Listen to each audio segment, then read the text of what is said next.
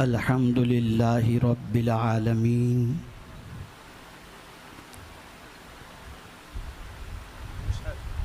वल आक़िबतु लिल मुत्तक़ीन वस्सलातु वस्सलामु अला सय्यिदिल अंबियाइ वल मुरसलीन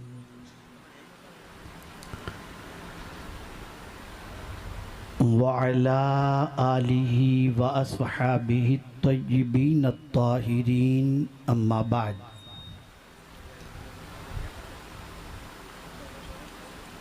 फ़अऊज़ु बिल्लाहि मिनश शैतानिर रजीम। बिस्मिल्लाहिर रहमानिर रहीम। मालिक यौमिद्दीन। सदक़ल्लाहुल अज़ीम। मख़दूम गिरामी वक़ार उस्ताज़ुल उलमा हज़रत उस्ताज़ी अल्लामा ग़ुलाम गौस अलवियुल हाशमी मद्दज़िल्लहुल आली मिंबर रसूल पर जलवगर उलमाए बावक़ार हाज़िरीन बज़्म, अस्सलामु अलैकुम व रहमतुल्लाहि व बरकातुहू। मेरे प्यारे आका सल्लल्लाहु तआला अलैहि वसल्लम के प्यारे दीवानों, जिस आये करीमा की तिलावत का मैंने शर्फ हासिल किया, उससे मुताल्लिक़ कुछ मारूज़ात पेश करने से पहले आक़ाए करीम रऊफ़ुर रहीम अलैहि तहिय्यतु व तस्लीम की बारगाह बेकस पनाह में जिस तरीक़े से मैं पढ़ाऊँ अक़ीदत व मोहब्बत में डूब कर उसी तरीक़े से दुरूद व सलाम का नजराना पेश करें। अस्सलातु वस्सलामु अलैका या रसूल अल्लाह। अस्सलातु वस्सलामु अलैका या हबीब अल्लाह। अस्सलातु वस्सलामु अलैका या नबी अल्लाह।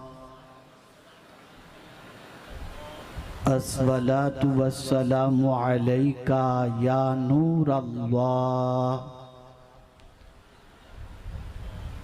व अला आलिका व अस्हाबिका या हबीब अल्लाह सल्लल्लाहु तआला अलैका वसल्लम।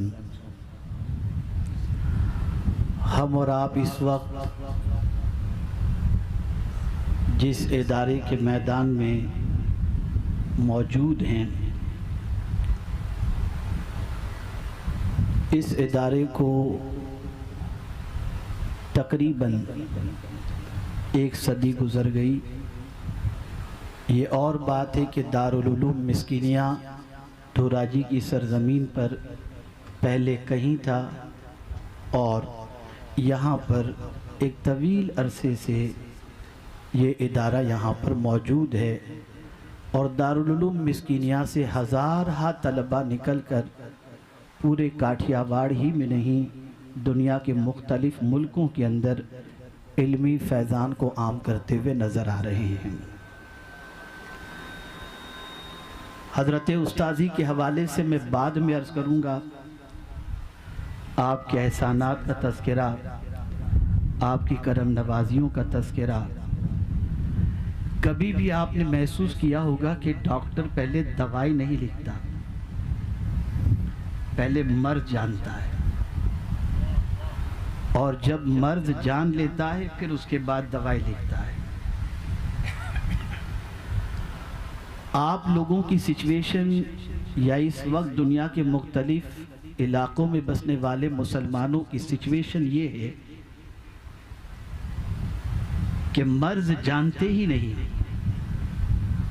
और जब इलाज की तरफ तवज्जो दिलाई जाती है तो कहते इसकी ज़रूरत नहीं। हमारी कौम आज ये महसूस कर रही है कि ये इदारे, ये दारुल उलूम, ये कुरान की तालीम, ये हदीस की तालीम, ये फ़िक़्ह की तालीम, ये मुदर्रिसीन, ये क़ुर्रा, ये हुफ़ाज़, ये उलमा, इनकी आज के दौर में कहाँ ज़रूरत है। आज तो साइंटिस्ट की ज़रूरत है, डॉक्टर की ज़रूरत है, इंजीनियर की ज़रूरत है। और यही वजह है कि स्कूल की इमारतें तो आलीशान होती हैं, लेकिन दीनी इदारे ऐसे होते हैं जैसे कि कोई गेस्ट हाउस और 5 स्टार होटल ना हो। आप सोचते होंगे ये इल्मी जलसा है और इसमें क़यामत का तज़किरा क्यों। तो मैं आज चाहूँगा कि उस दिन के हवाले से आपको बताऊं जिस दिन कोई भी काम आने वाला नहीं है। कुरान कहता है मालिक यौमिद्दीन, और शायद ही कोई मुसलमान का बच्चा ऐसा हो जो सूरह फातिहा न जानता हो और इस आयत की तिलावत न करता हो। मालिक यौमिद्दीन, जज़ा के दिन का मालिक कौन है? अल्लाह रब्बुल इज़्ज़त जल्ल जलालहू। किस दिन का तज़किरा हो रहा है? क़यामत का तज़किरा हो रहा है। तो क्या वो दुनिया का मालिक नहीं? वो दुनिया का भी मालिक है और आखिरत का भी मालिक है। लेकिन मामला ये है कि दुनिया में तो बहुत सारे ख़ुद को मालिक कहलाते हुए नज़र आते हैं, लेकिन आखिरत में एक ही मालिक होगा। दुनिया का भी वही मालिक है। ये नहीं कि मेरा रब दुनिया का मालिक नहीं, वो ही दुनिया का मालिक है, वही आखिरत का मालिक है। लेकिन दुनिया में मालिक कहलाने वाले बहुत नज़र आते हैं, लेकिन आखिरत में किसी के मालिक होने का ज़हूर नहीं होगा। मालिक होगा तो सिर्फ वहाँ पर ज़हूर मालिक होने का रब कदीर जल्ल जलालहू का होगा। अब यौम जज़ा का मालिक, मुसलमान जैसा करेंगे उनको जज़ा मिलेगी। काफिर को उसके किए की सज़ा, गुनहगार को उसके किए की सज़ा। क़यामत के दिन सब फैसला हो जाएगा। अब आइए मैं आपको समझाऊं उस क़यामत के दिन की सिचुएशन क्या होगी। और मैं ये समझता हूं कि वो क़यामत जो आने वाली है हमारे मरने के बाद, दुनिया के ख़त्म होने के बाद, उस क़यामत के आने से पहले एक छोटी क़यामत आकर अभी 2 साल पहले गई, जिसे हम लॉकडाउन का पीरियड कहते हैं, कोरोना का पीरियड कहते हैं। आपने उस क़यामत के मौके पर देखा होगा, अगर बाप बीमार है तो बेटा उसे देखने जाने को तैयार नहीं। बाप को भी कोरोना, बेटे को भी कोरोना, भाई को भी कोरोना, बहू को भी कोरोना। और उसी पीरियड के अंदर बाप का इंतकाल हुआ, उसी शहर में बेटे मौजूद हैं, लेकिन अपने बाप को कांधा नहीं दे सके कि डॉक्टर ने परमिशन नहीं दी कि तुम यहाँ से निकल कर अपने बाप के जनाजे को कांधा दे सको। ये क़यामत का मंजर हमारी नज़रों से कुछ दिनों पहले गुजरा है। उस क़यामत के बारे में सोचें कि जो यकीनी है, जिसके बारे में अल्लाह रब्बुल इज़्ज़त जल्ल जलालहू इरशाद फरमाता है, या अय्युहल्लज़ीना आमनुत्तकुल्लाह वल तंजुर नफ्सुम मा क़द्दमत लिग़द। ऐ ईमान वालो, अल्लाह से डरो और अपनी जान के लिए आगे क्या भेजे हो जरा उसके बारे में गौर करो। उस क़यामत के लिए तुमने क्या तैयारी की है, वहां के लिए तुमने क्या इंतजाम किया है, वहां के लिए तुमने क्या जमा किया है। कुरान कहता है उस कल वाले दिन के सिलसिले में, कल वाले दिन के सिलसिले में, क़यामत के सिलसिले में तुम गौर करो कि तुमने वहां का क्या इंतजाम किया है।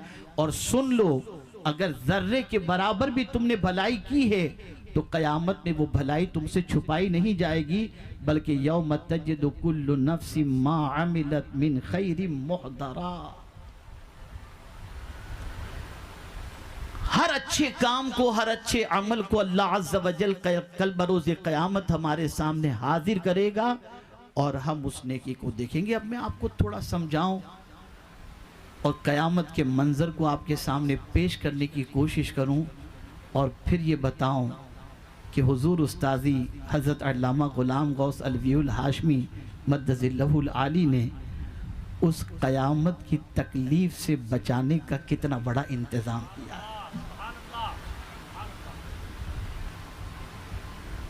क्या सिचुएशन होगी क़यामत की। आज एक इंसान यहां किसी से बेनियाज नहीं हो सकता। इदारा चलाना है तो मालदार से बेनियाज नहीं हो सकते, बेटा है बाप से बेनियाज नहीं हो सकता, बीवी है शौहर से बेनियाज नहीं हो सकती। लेकिन क़यामत के बारे में कुरान कहता है लिकुल्लि इम्रिइम मिनहुम यौमइज़िन शानुन युगनी। क़यामत के दिन सिचुएशन ये होगी, हर एक दूसरे से बेनियाज होगा, किसी को किसी की पड़ी नहीं होगी, खा रहा है पी रहा है। यहां हम सोचते हैं वहां किसी को किसी की पड़ी नहीं होगी। हालत इतनी खराब होगी कि कुरान कहता है यक़ूलुल इंसान यौमइज़िन ऐनल मफर। क़यामत के दिन इंसान कहेगा कहां भागूं, किस तरफ जाऊं। इसलिए कि यौम हिसाब का मालिक, यौम जजा का मालिक अल्लाह है। आज अगर ईडी की रेड पड़ जाए तो इंसान की हालत खराब हो जाती है। आज इनकम टैक्स वाले हिसाब लेने आ जाए तो पसीना छूट जाता है। और कुरान कहता है कयामत के दिन अल्लाह हिसाब लेगा। और उसके हिसाब की सिचुएशन क्या होगी, उसकी पकड़ की सिचुएशन क्या होगी। तो कुरान कहता है इन्न बतश रब्बिका लशदीद, बेशक तेरे रब की पकड़ बहुत सख्त है। इन्न रब्बका लबिल मिरसाद, मेरे प्यारे आका सल्लल्लाहु अलैहि वसल्लम के प्यारे दीवानों, अल्लाह रब्बुल इज्जत जल्ल जलालहू हर चीज को देख रहा है, घात लगाए हुए बैठा है। कोई चीज ऐसी नहीं जो उससे छुपी हुई हो। हम यहाँ क्यों आए हैं वो भी अल्लाह जानता है। हम अल्लाह के नाम पर देते हैं, दिल से देते हैं, दिखावे पर देते हैं, वो भी अल्लाह जानता है। इन्नल्लाह ला यख्फा अलैहि शैउन फिल अर्दि वला फिस समा, कि बेशक ज़मीन और आसमान में कोई चीज़ ऐसी नहीं जो अल्लाह से छुपी हुई हो। और क़यामत के दिन कोई ट्रांसलेटर नहीं होगा कि बीच में आकर के तर्जमा करेगा, नहीं। कुरान की हदीस शरीफ में है, आक़ाए करीम सल्लल्लाहु अलैहि वसल्लम इरशाद फरमाते व बैनहु ला तर्जमान, डायरेक्ट खुदा के सामने बंदा मौजूद होगा और मौला उससे हिसाब लेगा। मौला किन चीजों का हिसाब लेगा, यहां तक कि ठंडे पानी का भी हिसाब लेगा, एक एक जिंदगी के पल का हिसाब लेगा, एक एक अमल का हिसाब लेगा। ए रसूल आजम सल्लल्लाहु ताला अलैहि वसल्लम के प्यारे दीवानों, आप जरा सोचो, जब पालनहारे हकीकी सवाल पूछेगा तो अगर एक दिन के बारे में वो सवाल पूछ ले कि मेरे बंदे आज का दिन तूने किस काम में गुजारा, तो हम सिर्फ एक दिन के बारे में अगर गौर करें तो एक दिन का हिसाब उसकी बारगाह में पेश करना मुश्किल होगा। पूरी जिंदगी तो बहुत दूर की बात है। ऐ रसूल गिरामी वक़ार सल्लल्लाहु ताला अलैहि वसल्लम के प्यारे दीवानों, यहां आदमी मुल्क छोड़ के भाग जाए, शहर छोड़कर भाग जाए, कोई पूछने वाला आए, कोई तफ्तीश करने वाला आए, तो किसी और जगह जाकर के वो पनाह हासिल कर सकता है। लेकिन क़यामत के दिन कोई जाए पनाह नहीं होगी। यक़ूलुल इंसान यौमइज़िन ऐनल मफ़र, भाग कर कहाँ जाऊं, कोई जाए पनाह नहीं होगी। ऐ रसूल गिरामी वक़ार सल्लल्लाहु ताला अलैहि वसल्लम के दीवानों, दुनिया में हम देखते हैं अगर छोटी सी कोई मुसीबत आई तो कोई साथ देता दिखाई देता है। कर्ज है, चलो हम तुम्हारा उतार देंगे। बीमार हो, चलो इलाज नहीं करा सकते, हम इंतजाम कर देंगे। मां रो रो कर दुआएं करती नजर आती है। बाप तगोदो करके बच्चे की परेशानी के इजाले की कोशिश करता है। भाई अपने एतबार से कोशिश करता है, दोस्त अपने एतबार से कोशिश करता है कि किसी न किसी तरीके से इसकी परेशानी दूर हो जाए। लेकिन जब आज मैं ये आयत करीमा पढ़ रहा था और जब उसका तर्जमा मैंने पढ़ा और मफहूम की तरफ तवज्जो दी तो रोंगटे खड़े हो गए। कुरान कहता है यवद्दुल मुजरिमु लौ यफ्तदी मिन अज़ाबि यौमइज़िन बिबनी व साहिबतिही व अखीही व फसीलतिही अल्लती तुवी व मन कान फिल अर्दि जमीआ सुम्मा युनजी कल्ला इन्नहा लज़ा नज़्ज़ाअतन लिशवा। जानते हैं आप क़यामत के दिन क्या होगा? मुजरिम आरजू करेगा, गुनहगार आरजू करेगा। अब इस आरजू को थोड़ा सा सुन लो और फिर उसके बाद समझने की कोशिश करो। क्या आरजू करेगा? लव यफ्तदी मिन अज़ाब यौमइज़िन बिबनी, कि मुझे जो आज परेशानी लाहिक है तो काश कि मेरी परेशानी की जगह पर मेरा बेटा होता। एक बाप जो अपने बेटे के सर में दर्द नहीं देख सकता, एक बाप जो अपने बेटे को बुखार में नहीं देख सकता, एक गैरतमंद बाप जब अपने बेटे को परेशानियों में गिरफ्तार देखता है, मर्ज के अंदर गिरफ्तार देखता है और इलाजो मुआलजे का उसके पास कोई माकूल बंदोबस्त नहीं होता, तो फिर वो क्या करता है? एक मरतबा दुरूद शरीफ पढ़ लें।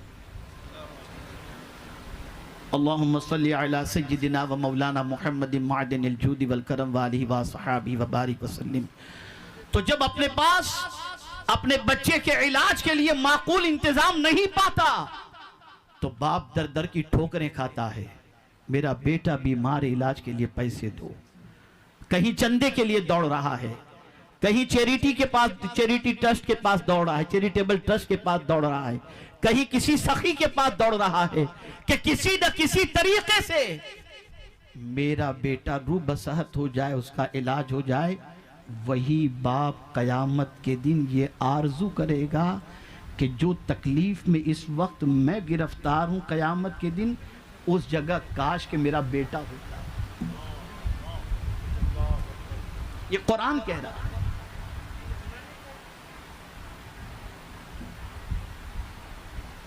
और साथ में यह भी आरजू करेगा कि कोई मेरा दोस्त मेरी जगह पर परेशानी में गिरफ्तार हो। यहां तक आरजू करेगा कि काश मेरी जगह पर मेरा कोई भाई गिरफ्तार हो जाए, मुझे छुट्टी मिल जाए। बल्कि कुरान ने आगे बयान कर दिया, वमन काना फिल अर्द जमीआ, वो आरजू करेगा जमीन में जो कुछ भी है सब मेरी जगह पर यहां पर परेशानी में गिरफ्तार हो जाएं, सुम्मा युनजी, और मुझे किसी न किसी तरीके से अल्लाह नजात अता फरमा दे। सोचो, ये है कयामत। बाप बेटे के काम नहीं आएगा, भाई भाई के काम नहीं आएगा, दोस्त दोस्त के काम नहीं आएगा। आदमी अपने पसीने में डूब रहा होगा। उम्मुल मुमिनीन हजरत आयशा सिद्दीक़ा रदियल्लाहु ताला अन्हा जब रसूल गिरामी वक़ार सल्लल्लाहु अलैहि वसल्लम की बारगाह में अर्ज करती है कि सरकार, क़यामत के दिन जब इंसान बरहना होगा और क़यामत के दिन की यह सिचुएशन होगी, तो क्या सरकार एक दूसरे को लोग देखेंगे? तो सरकार ने फरमाया, किसी को किसी की खबर नहीं होगी, इतना सख्त दिन होगा। वो आदमी पसीने में डूब रहा होगा। कभी हमने कयामत के बारे में याद किया? कभी हमने कयामत के बारे में गौर किया? अल्लाह वाले कयामत की कितनी फिक्र करते थे, आइए मैं आपको बताऊं। एक बुजुर्ग, कयामत के सवाल के बारे में, एक बुजुर्ग, पहले के ज़माने में बहरी जहाज़ में सफ़र होता था। अब तो हवा के दोष पर सवार होकर आदमी चंद मिनटों में कहां से कहां पहुंच जाता है। सफ़र कर रहे थे, मुख्तसर सा सामान, एक छोटी सी थैली उनके पास थी और कुछ और लोग थे जिनके पास सामान बेशुमार था। जब दूसरे मुल्क के पोर्ट पर जहाज रुका, वो जहाज से उतरे, कस्टम ऑफिसर ने सवाल पूछा, आपके पास कुछ है? उन्होंने कहा यही थैली है, इसके अलावा कुछ नहीं। उसने कहा जाओ। उनके साथ वालों को कस्टम वाले ने रोका, पूछा आपके पास ये सारा सामान, इसमें क्या है? तफ्तीश में काफ़ी वक्त लगा। वो अल्लाह वाले दूर बैठकर अपने साथियों का इंतज़ार कर रहे थे, लेकिन रो रहे थे, आंखों से आंसू जारी थे। जब उनका काम तमाम हुआ, वो पहुंचे तो बोले, बाबा आप क्यों रो रहे हैं? आप तो बड़े खुश नसीब है यार, कोई टेंशन नहीं, कोई तफ्तीश नहीं, कोई सवाल नहीं। और आप बस ऐसे ही निकल गए, हम तो फंस गए, कितना टाइम लग गया हमारा, आप क्यों रो रहे हैं? सुनिए जवाब। इरशाद फरमाते हैं इसलिए रो रहा हूं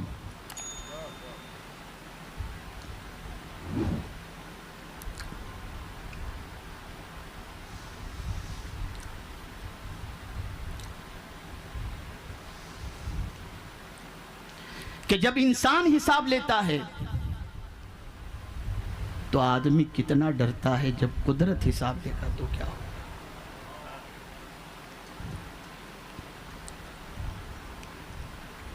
मैं रो इसलिए रहा हूं कि काश मेरा मौला भी कयामत में मुझे ये कह दे चल जा, जिस तरीके से आज इसने कहा। आप सोचो ये अल्लाह वाले थे। बहुत सारे लोग इबादत और रियाजत की कसरत की बुनियाद पर,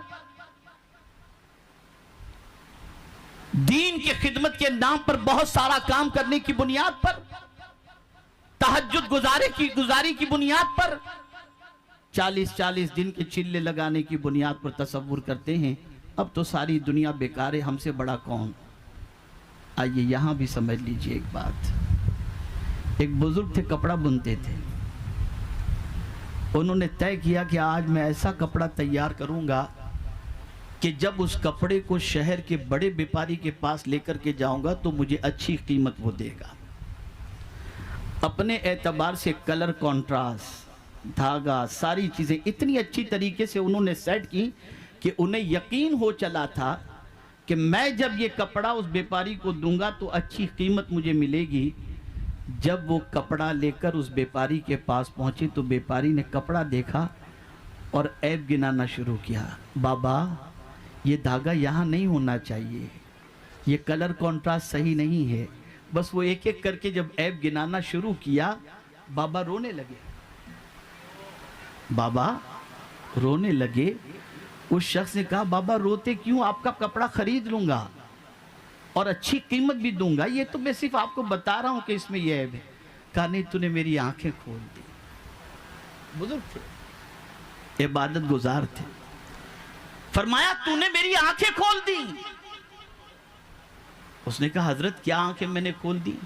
कहा मेरी नजर में तो काम अच्छा था, लेकिन जांचने वाला तेरे जैसा दाना हो तो 1000 ऐब निकाल लेता है। तो मैं भी बहुत सजदे करता हूं, जांचने वाला खुदा है, पता नहीं कितने ऐब उसमें निकल आए। सोचो, हम बुजुर्गों के नाम की नियाज करते हैं, करते रहना चाहिए। कभी उनकी बुजुर्गी के असबाब को भी जानने की कोशिश की हमने?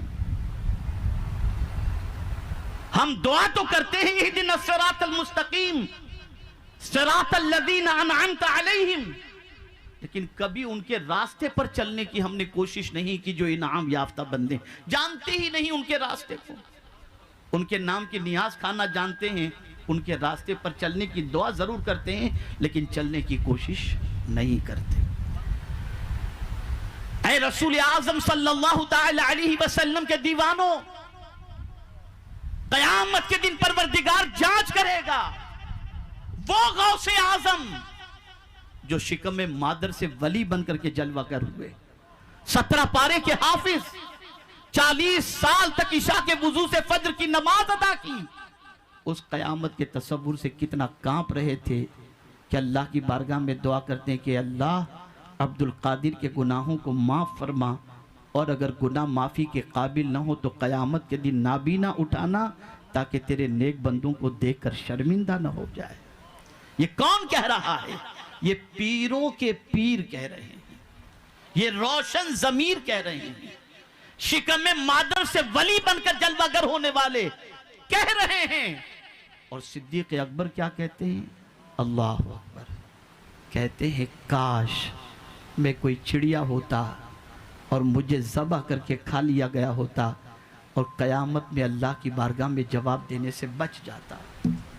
कि वो कह रहे हैं जिनको जन्नती होने की बशारत हुजूर ने अता फरमाई और जिनकी शान ये है कि अफज़लुल बशर बादल अंबिया। जरा सोचो, ऐ रसूल गिरामी वक़ार सल्लल्लाहु तआला अलैहि वसल्लम के दीवानों, ये है क़यामत बहुत मुख्तसर मैंने अर्ज़ किया और मैं वक्त भी इतने बुजुर्ग उलमा के दरमियान ज़्यादा आपका नहीं लूँगा। मैं सिर्फ मर्ज़ समझा दूँ और मर्ज़ का इलाज समझा दूँ ताकि इलाज करने वाले की कदर दिल में पैदा हो सके, पैदा हो सके। आप जरा सोचो, एक दिन का हिसाब अल्लाह अगर हमसे मांगे तो हम देने के लायक नहीं। और ये भी सुन लो, बहुत नेकियां, बहुत इबादत, बहुत सखावत, बहुत परहेजगारी के बावजूद एक शख्स का वाकया भी समाअत फरमा लें। एक शख्स जिसने पूरी जिंदगी इबादत में गुजार दी, मरने के बाद जब अल्लाह की बारगाह में उसकी पेशी होगी, रब इरशाद फरमाएगा मेरे फजल से इस बंदे को जन्नत में दाखिल कर दो। उसे अपनी इबादत याद आ जाएगी। अर्ज करेगा मौला तेरे फजल से तो जन्नत में जा रहा हूँ, मेरी इबादतों का बदला क्या?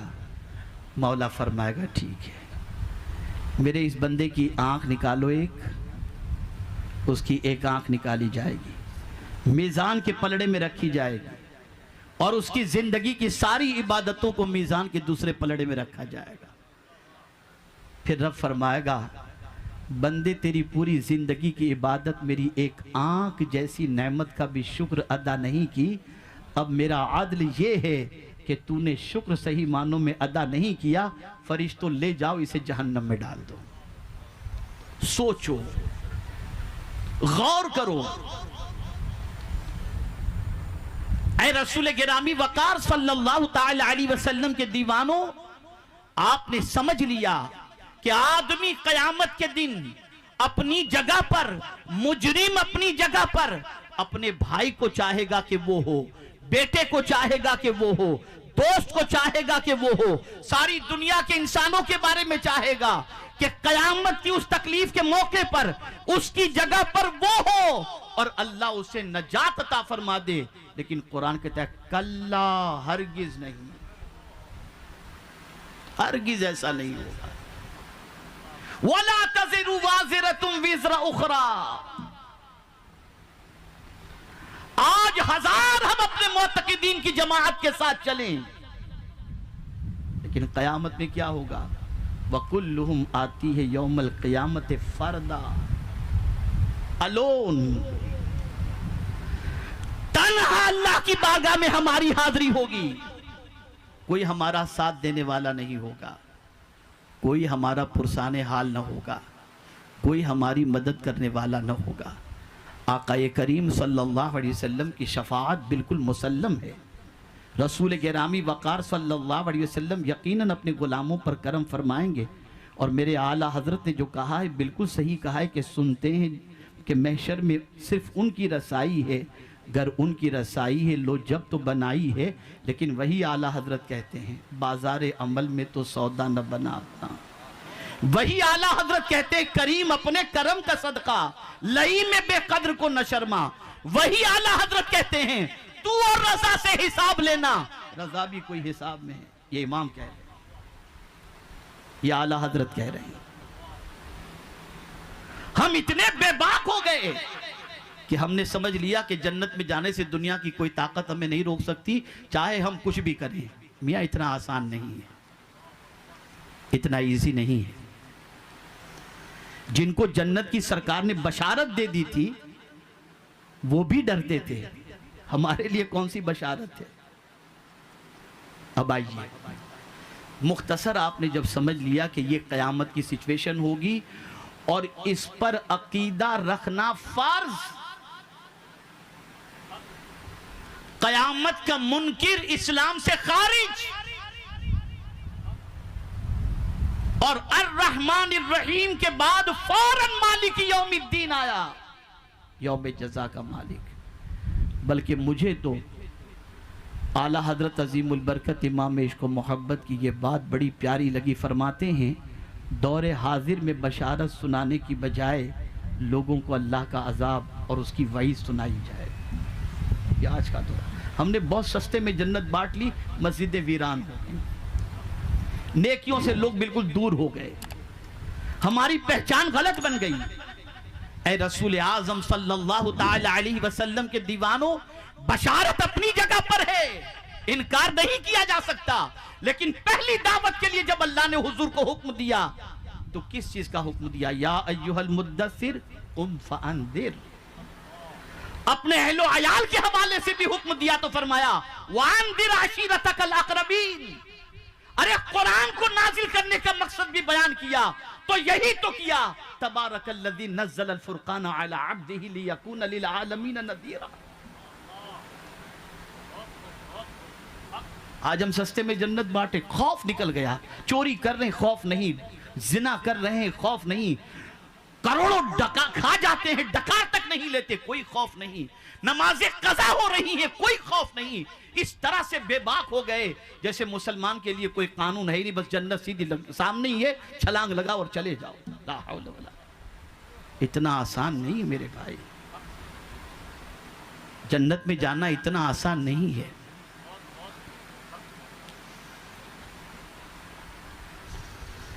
अब आइए, जब मुख्तसर आपने क़यामत के हवाले से सुन लिया तो कौन लोग होंगे जो क़यामत के दिन उस टेंशन वाले दिन में, उस टेंशन वाले दिन में आराम से होंगे? समझ रहे हैं ना मेरी बात? अच्छा मुझे जवाब दें, मुझे थोड़ा सा कुछ अजीब महसूस हो रहा है कि शायद ऊपर से तो बात नहीं जा रही। समझ रहे हैं ना आप मेरी बात? तो ज़रा एक मरतबा बुलंद आवाज़ से दुरूद शरीफ पढ़ लें आप। अल्लाहुम्मा सल्ली अला सय्यिदिना व मौलाना मुहम्मदिन मादिनिल जूदि वल करम व आलिहिल किराम व इब्निहिल करीम व बारिक व सल्लिम सलातम व सलामन अलैका या सय्यिदी या रसूल अल्लाह सल्लल्लाहु तआला अलैहि वसल्लम।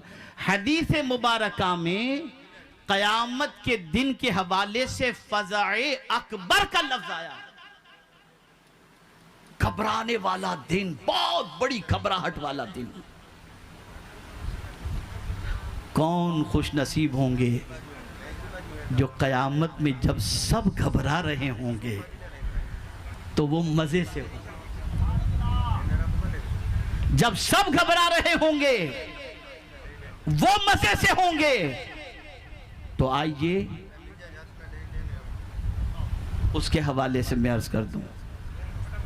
तिबरानी में यह हदीस मौजूद है।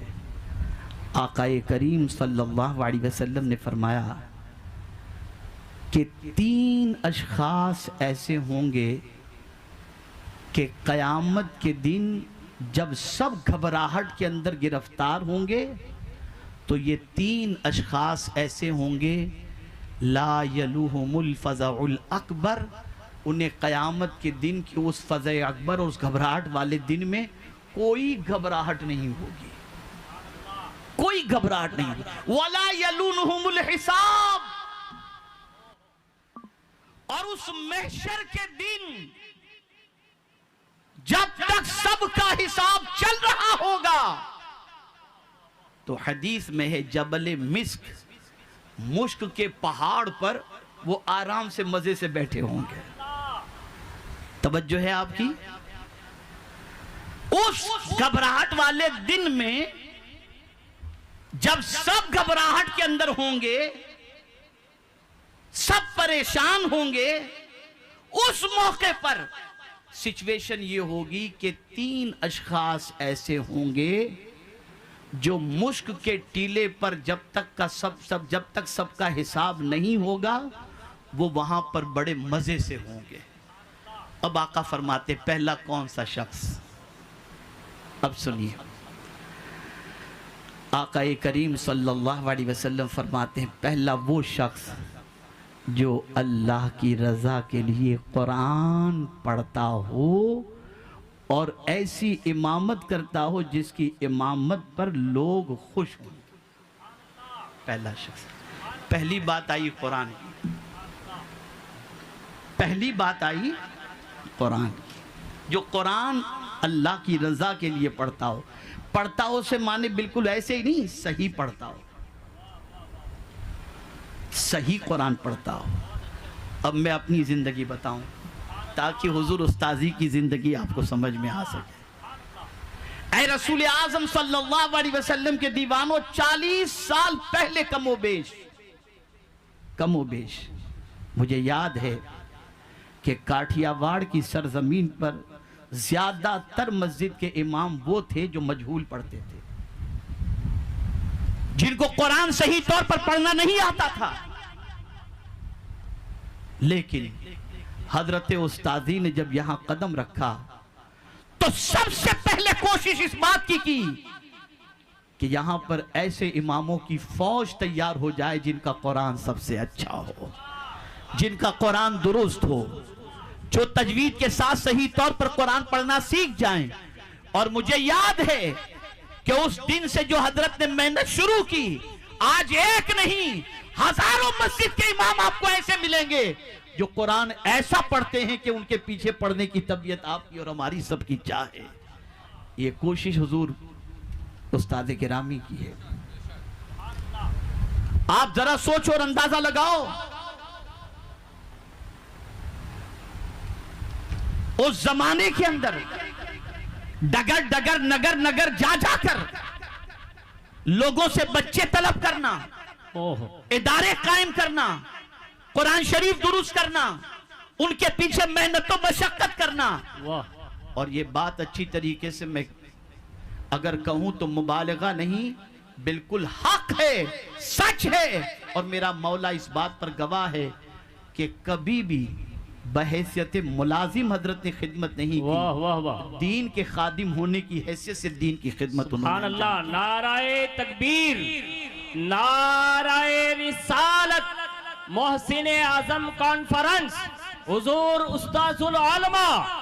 इसलिए कि मुलाजिमत और खिदमत में फर्क है। मुलाजिमत तो टाइम के मुताबिक होती है 8 से 5 और खिदमत तो 24 घंटे हुआ करती है। मैं अपनी बात करूं ना, मैं अपनी बात करूं। मैंने जब एसएससी कंप्लीट किया, मैं बैडमिंटन का डिस्ट्रिक्ट का प्लेयर था। अल्लाह ताला जज़ाए खैर अता फरमाए और करवट करवट जन्नत के जलवे नसीब फरमाए। हजरत शेख नूर मोहम्मद साहब मारफानी रहमतुल्लाह ताला अलैह को, जो हुजूर मुफ्ती आज़म रहमा के खलीफा थे, मस्जिद रज़ा के करीब हम रहते थे। जहन साजी उन्होंने मेरी की दीन के रास्ते पर आने के सिलसिले में। और फिर उसके बाद हजरत उस्तादी की खिदमत में मुझे भेजा गया। अब मैं कंप्लीटली दुनिया की तालीम की तरफ, फिर डिस्ट्रिक्ट का बैडमिंटन का प्लेयर, उस ज़माने में शोहरत भी हो गई थी काफ़ी। फिर मैं इस तरफ आया और हजरत के पास पढ़ाई मैंने शुरू की। सुभान अल्लाह। आप जानते हैं धोराजी से उपलेटा, जूनागढ़ से उपलेटा कोई ज़्यादा दूर तो नहीं जी, लेकिन हजरत को मुझ में इतनी दिलचस्पी थी और मुझसे इतनी तवक्कुआत वाबस्ता थी कि जिसकी कोई इंतहा नहीं। खास तवज्जो के साथ हजरत मेरी नोक पलक दुरुस्त करते रहे। और आज भी हजरत के पास मेरी एक डायरी मौजूद है जी, मेरे बचपने की, जी जी हुजूर, जो इंग्लिश की लिखी हुई। उस वक्त इंग्लिश की तहरीर मेरी बहुत अच्छी होती थी। हजरत ने वो डायरी आज तक महफूज रखी है जी। तहरीर अच्छी थी, आवाज़ भी किसी हद तक अल्हम्दुलिल्लाह उस ज़माने में जो कुछ अल्लाह ने अता फरमाया था, अल्लाह का बड़ा करम था। और हज़रत नूर मोहम्मद साहब मारफानी रहमतुल्लाह ताला अलैह मस्जिद में 6ठी 11वीं 27वीं 21वीं की जो मस्जिद के अंदर महफिल होती थी, उसमें सलात व सलाम पढ़वाते थे। सरकार हुज़ूर मुफ्ती आज़म रहमा की ग़ुलामी से उन्होंने मुझे वाबस्ता कर दिया था। मैं उनका ग़ुलाम भी हो गया था। अब पढ़ने के लिए गया हज़रत के यहाँ, पढ़ाई चल रही है। अब हज़रत मेहनत कर रहे हैं। मैं आपको यकीन के साथ कहता हूँ, कोई दरसगाह के टाइम का मामला नहीं था। मैं अगर 2 बजे सबक मुझे याद हो जाए और मैं दोपहर में पहुंचे, हुजूर सबक याद हो गया, आओ सुनाओ। सुभान अल्लाह। असर के बाद पहुंचू, हुजूर मेरा सबक एक सफ़ा याद हो गया, सुनाओ। रात को 8 बजे पहुंचू, मुझे हजरत सबक याद हो गया, हजरत सुनाओ। इस तरीके से मेरे पीछे हजरत ने मेहनत की, मशक्क़त की। और मुझे याद है मेरे 2 साथी थे, हाफिज़ मुनीर कर्नाटक के और हाफिज़ सिराज बिहार के। याददाश्त इतनी अच्छी नहीं थी। सरकार हुज़ूर मुफ्ती आज़म रहमा जब जूनागढ़ तशरीफ़ लाए, मैं हज़रत की खिदमत में हाजिर हुआ और मैंने हज़रत से गुजारिश की, हुज़ूर मुझे कोई नक्श अता फरमाए ताकि मेमोरी मेरी अच्छी हो जाए। हजरत ने एक नक्श अता फरमाया। उसके बाद याददाश्त की पोजीशन इतनी ज़बरदस्त हो गई कि एक सफ़ा में 3 मरतबा पढ़ता था, मुझे याद हो जाता। सुभान अल्लाह। इतनी अच्छी याददाश्त हो गई। फिर अब जमाने तालिबे इल्मी में कंपटीशन, हाफिज सिराज के 27 पारे हो चुके थे, मैं 20वें पारे पर था। हजरत ने मुझे इंक्रीज किया, मुझे बहुत जोश दिलाया। अगर तुम मेहनत करेगा ना तो इससे पहले कुरान खत्म कर सुभान अल्लाह। तुम मेहनत करेगा इससे पहले खत्म सुभान कर। अल्लाह। तो मैंने भी फिर ठान ली। घर बिल्कुल करीब, उपलेटा से जूनागढ़ ज्यादा दूर नहीं है। जी। मुझे याद है कि ईद की रात को हजरत ने मुझे घर पर जाने दिया। ओहो। सुबह ईद थी, अगली रात को मुझे भेजा और फरमाया ईद करके रात को वापस आ जाना। अल्लाह। और मैं ईद की नमाज पढ़ने के बाद फिर जो है थोड़ी देर घर पर रुककर फिर रात को वापस आ गया। और इतनी मेहनत मैंने की कि अल्हम्दुलिल्लाह अल्हम्दुलिल्लाह आखिरी 10 पारे 40 रोज में मैंने हिफ्ज़ किया। सुभान अल्लाह। सुभान अल्लाह। अगर ये मुलाजिम होते तो 5 घंटे से ज्यादा टाइम न देते। वाह वाह। ये दीन के खादिम थे हक और हैं हक, इसलिए कोई टाइम की कैद नहीं। जब सुनाना चाहो आओ, सुनाओ और अपनी जिंदगी बना करके चलो। नारे तकबीर, नारे रिसालत, हुजूर उस्ताजुल उलमा, मुजाहिदे सौराष्ट्र, मोहसिने आजम कॉन्फ्रेंस। चलिए थोड़ा सा हंसा भी दूं आपको। जी। मुझे मेरे ज़माने तालिब इल्मी का एक वाक़या याद है, उपलेटा का ही। एक रोज़ ऐसा हुआ कि असर की नमाज के बाद मैं निकला, पीछे मुड़ मुड़ के देख रहा था कि हजरत तो नहीं आ रहे हैं। जलाल भी था हजरत का और एहतराम भी, और आज भी करता हूँ अल्हम्दुलिल्लाह। अल्हम्दुलिल्लाह। ये बात सुन लें, जो कुछ है ना वो उस्तादों की दुआ, माँ बाप की दुआ और उनके एहतराम की वजह से। बहुत बहुत अच्छे, बहुत अच्छे। मैं बताऊंगा उस्ताद का मकाम आपको ताकि आप समझ सकें। जी। तो एक रोज ऐसा हुआ कि असर की नमाज के बाद सब टहलने तलबा निकलते थे, मैं भी निकला। तो पान वाला एक कोने पर होता था। जी। तो मैंने पीछे देखा, हजरत नजर नहीं आए, और हजरत भी निकलते थे टहलने के लिए, कोई नजर नहीं आए। तो मैंने पान वाले से चुपके से पान लिया और पान खा लिया। थोड़ी देर में हजरत आ गए, हजरत उस्ताजी देख लिया हजरत ने। मुझे उस जमाने का जुमला आज भी याद है।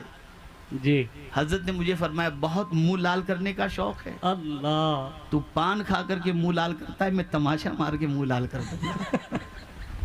ये जुमला मुझे आज भी याद है। ऐ रसूल आजम सल्लल्लाहु अलैहि वसल्लम के दीवानों, उस इब्तिदाई दिन की सऊबतों को किसी ने नहीं देखा, हम जानते हैं। जी जी, बहुत खूब। कितनी तकलीफों की वादियों से गुजरा गया। और एक बात कान खोल करके सुन लो, आदमी किसी शहर के अंदर 5 साल अगर मदरसे के अंदर रहता है और 25 मानने वाले हो जाएं तो गुलामी छोड़कर अपना खुद का इदारा कायम कर लेता है। जी, जी। ये कौन ट्रस्टियों के अंडर में रहेगा? वाह, वाह, लेकिन वाह। कुर्बान हुजूर उस्ताद गिरामी की अजमत पर वाह। कि 44 साल कमोबेश यहाँ खिदमत करते हो गए, लेकिन अपना इदारा नहीं, वाह, वाह, उसी कौम के इदारे की खिदमत करते हुए नजर आ रहे हैं। अल्लाह, सुभान अल्लाह, सुभान अल्लाह। और ये मैं पूरी जिम्मेदारी के साथ अर्ज करता हूँ, पूरी जिम्मेदारी के साथ। बहुत खूब। ये सिर्फ मदरसे में पढ़ाते नहीं हैं, बल्कि मदरसा चलाते भी हैं। जी जी। अब चलाने के बारे में आप सोचेंगे क्या मतलब? शहर शहर, डगर डगर, नगर नगर जाकर कलेक्शन करते हैं मदरसे का। जी। आप सोचते हैं कि कुछ मिल जाता होगा। खुदा की कसम, कोई माई का लाल हजरत का मुखालिफ हो या मुवाफिक हो, बहुत साबित नहीं कर सकता कि हजरत ने चंदे में से 1 पैसा कमीशन का भी। बहुत खूब, बहुत मैं खूब, पूरी दयानतदारी के बहुत साथ खूब, कहता हूं। बहुत खूब। हक हक। चेहरे पे नूरानियत यूं ही नहीं आती बाबा, हाय हाय हाय। हक हक। यूं ही नहीं आती। और ये भी जहन के अंदर महफूज कर लो, इन्होंने बिहार, यूपी, बंगाल से तलबा को बुलाकर सिर्फ यहाँ नहीं पढ़ाया, आज हजारों गुजराती उलमा को सुभान इन्होंने अल्लाह। गुजरात की सरजमीन पर फैला दिया है। कोई किस तरह चमक रहा है, कोई किस तरह चमक रहा है और कोई किस तरह से हजरत के फैज़। बहुत अच्छे, बहुत अच्छे हुजूर। हक ऐ रसूल आज़म सल्लल्लाहु अलैहि वसल्लम के दीवानों, लेकिन हमारे यहाँ किसी मुफक्किर का बड़ा प्यारा कौल है, अल्लाह हजरत के साया आतिफत को हम सब पर दराज फरमाए, लेकिन दो चीज़ें हक हैं। एक अच्छी तरह से जहन में रखें, मरने के बाद दो चीज़ें नसीब होती हैं। कब? बोलिए, आप तो गुम हो गए। मरने के बाद। कब दो चीज़ें नसीब होती हैं? मरने के बाद। मरने के बाद। एक कब्र मरने के बाद नसीब होती है और एक कद्र मरने के बाद नसीब होती है। अल्लाह अकबर। ये दोनों जीते जी नहीं, बहुत। लेकिन हजरत की नजर कुरान की आयत पर है वाह। और जानते हैं कि दुनिया कद्र नहीं करेगी, और हमारा हर बाअमल आलिम इस चीज को अच्छी तरीके से जानता है कि दुनिया कद्र नहीं करेगी। उनकी परवाह किए बगैर वो दीन मतीन की खिदमत क्यों करते हैं? इसलिए कि कुरान कहता है वमन ततव्वा खैरन फइन्नल्लाह शाकिरुन अलीम। जो अल्लाह की रजा के लिए भलाई का काम करे, बेशक अल्लाह कद्र करने वाला है और जानने वाला है। और वो जब कद्र करता है तो फिर उसकी कद्र जमीन वाले नहीं, अर्श वाले भी उसकी कद्र करते हैं। वाह वाह वाह वाह वाह वाह वाह। तो आप जरा सोचें, एक तवील अरसा हजरत ने यहाँ पर गुजार रही, खिदमत अंजाम दे रहे। मैंने जब ये सुना तो मुझे बहुत अफसोस हुआ। दो रोज़ पहले हजरत से जब मेरी बात हुई तो हजरत ने फरमाया कि इधर उधर जा कर के जलसे के लिए भी मुझे थोड़ा सा चंदा करना पड़ा। अल्लाह। तो मुझे थोड़ा सा अफसोस हुआ। मैं अपनी कौम के लोगों से सिर्फ इतना कहूँगा, अरे यार तुम्हारे यहाँ तो एक शादी में जितना खर्च होता है ना, उससे कम खर्च तो यहाँ पर एक जलसे में हो रहा है। जी जी। क्यों इस उम्र में हजरत को दौड़ाते हो? क्यों दौड़ाते हो?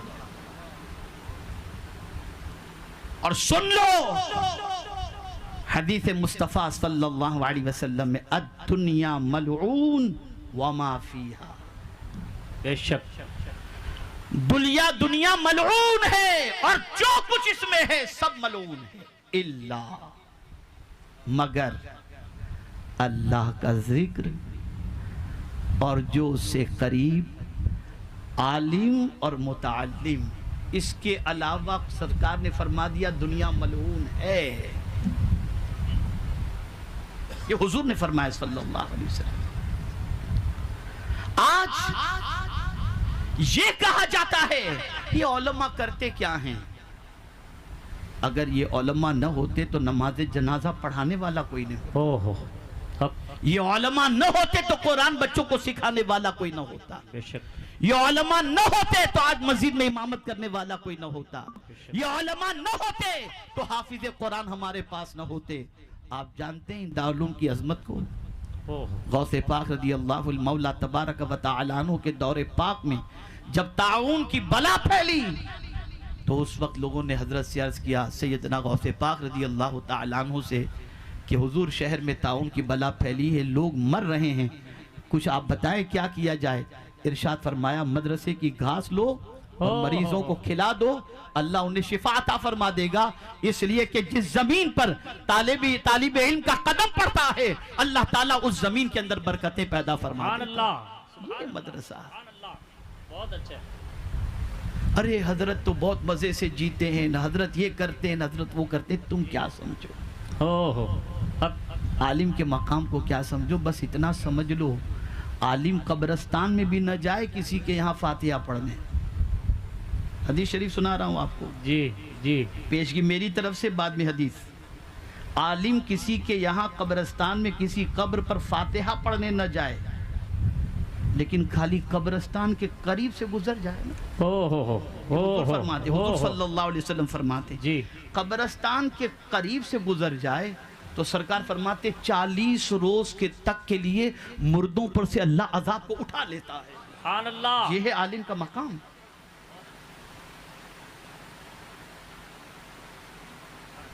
ये है आलिम का मकाम। कितने उलमा हजरत ने अता किए। जरा काठियावाड़ में देख लीजिए आप, बहुत खूब हुजूर। एक से एक आलिम मौजूद हैं। अब वो भी आलिम घर बन गए, सुभान अल्लाह। उनके भी शागिर्दों की कतारें लग गई। मैं तो सोचता हूं कि हजरत के खाते में नेकियां कितनी जमा हुई होंगी, कोई सुभान काउंट नहीं कर अल्लाह, सुभान अल्लाह। बहुत अच्छे, बहुत अच्छे। सकता। कमाया होगा किसी ने माल, लेकिन हजरत ने तो इतना जमा कर लिया है कि इंशाअल्लाह पीछे पीछे हजरत के अपने भी कहीं निकल जाएंगे इंशाअल्लाह। अब सुनिए उस्ताद का मकाम।